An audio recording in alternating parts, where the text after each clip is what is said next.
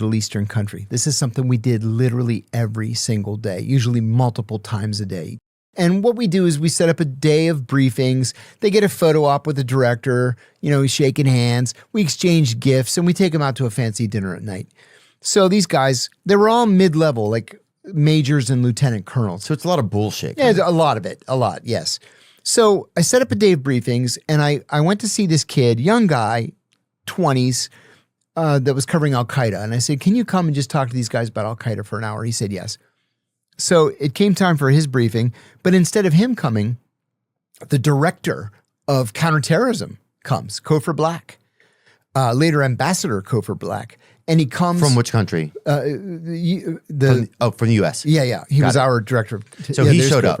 Kofor shows up with the director of operations from the Osama bin Laden unit, and I jumped up. I was like, oh, gentlemen, I said, this is Kofor Black. He's the director of counterterrorism for the entire American intelligence community. And you were working in counterterrorism at the time. Got it. And so he came in and sat down, and he was very, very serious. He said, something terrible is going to happen. We don't know exactly when or exactly where, but we know it's going to be an attack on a scale that we've never seen before. He said, we're picking up chatter from the al-Qaeda training camps where camp commanders are on the phone with their students and they're crying and telling them, I'll see you in paradise.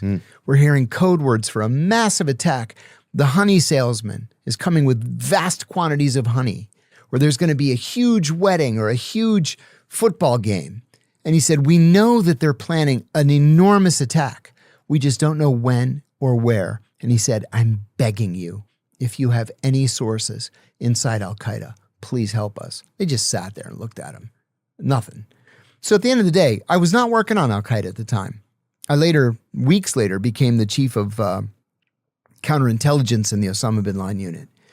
And so I went to his office at the end of the day before I took those guys to dinner. And I said, Kofor, I got to tell you, you shocked me with that briefing today. Was that just for them or were you serious?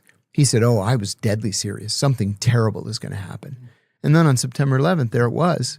He and I were supposed to go to the White House that morning. We had a meeting with Condoleezza Rice, who was the national security advisor at the time, on an issue that's so stupid now, I'm almost embarrassed to tell you what it is. It was about a book that was being printed by the government printing office, this minor governmental agency called Greece, Turkey, Cyprus. Or no, it was called Foreign Affairs of the United States, Greece, Turkey, Cyprus, 1949 to 1967. Oh. Literally nobody's going to read this book. Nobody, I was going to tell you that. Nobody's going to read it. Literally nobody. Yeah. And it's like 1,000 pages long. That's money laundering. And it had the names of 3 CIA sources who were still alive. And we've got this obscure law in the United States that if the government outs a CIA source, we have to offer the source citizenship. These guys are like 100, 98, and 97 years old. They're not going to, they don't care. Right. Nobody's going to read the book anyway. So we were going to go down there and ask her, just pull those pages out of the book. You know, nobody's going to miss it. Nobody's going to read it anyhow. Just pull the pages out or redact the names or whatever. But I went up to tell him that the car was ready and the secretary's got a little TV on her desk and the World Trade Center's on fire. I said, what happened to the World Trade Center? She said, a plane flew into it. And I go, because I'm a genius. I said, you know, that happened once before in 1930. A bomber flew into the Empire State Building, but it was like pouring rain and fog. I said, it's so crystal clear today. How can you not see that you're flying into the World Trade Center? And just as I spoke the words, the second plane hit. And then she turned and she said, did you see that or did I imagine it? And it's like, oh, everything's going to go to shit now. And at this point, you're already working in counterterrorism, yeah? Well, I was already in counterterrorism, but I was working on a group.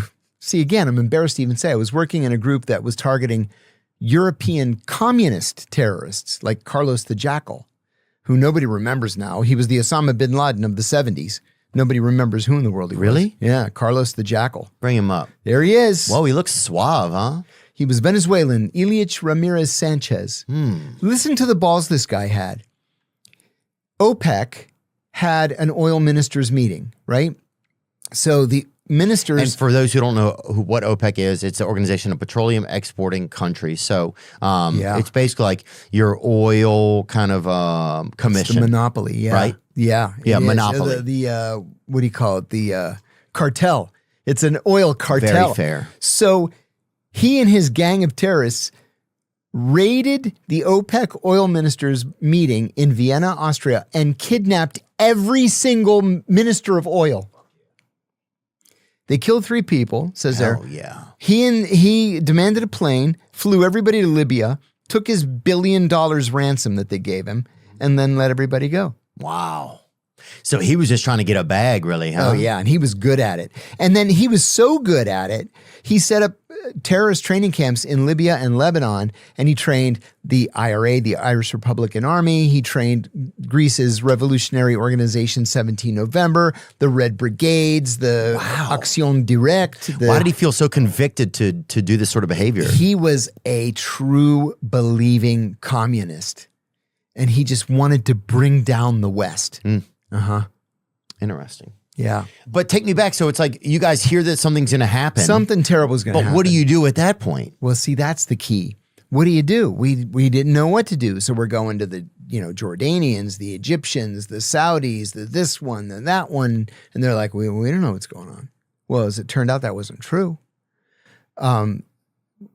Almost all the hijackers, what was it, 16 or 17 of the hijackers came from Saudi Arabia, right? And we know that the Saudi ambassador to the United States at the time, Prince Bandar bin Sultan Al Saud, his wife transferred $50,000 from her personal bank account to the hijackers. What are we supposed to make of that? Yeah, sometimes you got to get your girl to Venmo if you got it. You know what I'm saying? Seriously, the only time I ever saw George Tenet, who was the CIA director at the time, the only time I ever saw George completely lose his shit was in a meeting with Prince Bandar. He said, if we don't start getting help from the Saudi government on this case, we're going to start killing people, a lot of people, and some of them are going to be named Al Saud. I go out to Pakistan as the chief of counterterrorism operations there in January of 2002. So it's still fresh. We're bombing Tora Bora. All these al-Qaeda people are trying to get out of Afghanistan, cross into Pakistan. And my job was then to catch them when they came into Pakistan. But we're bombing what? We're bombing which country?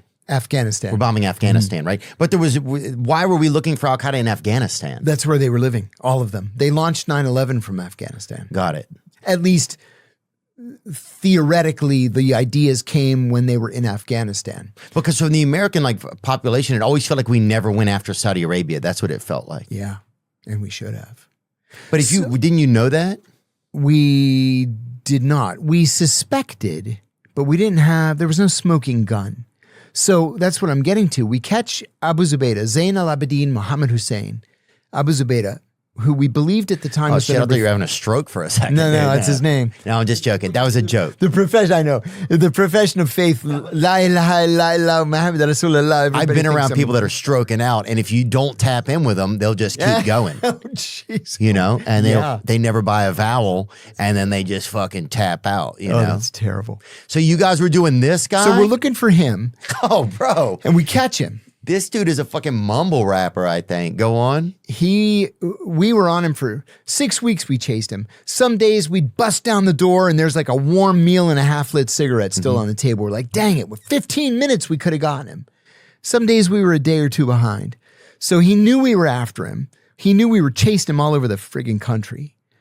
And we catch him in late March 2002 in Faisalabad, Pakistan.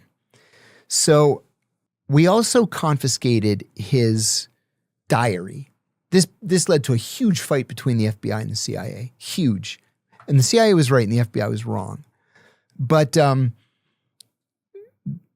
fight was, well, we captured his diary. So I'm sitting there. That sounds so suspect that he has a diary. It was more than a diary though. But even though, you know what I'm saying? Like as a regular person. Oh no, it didn't have terrorism stuff in it.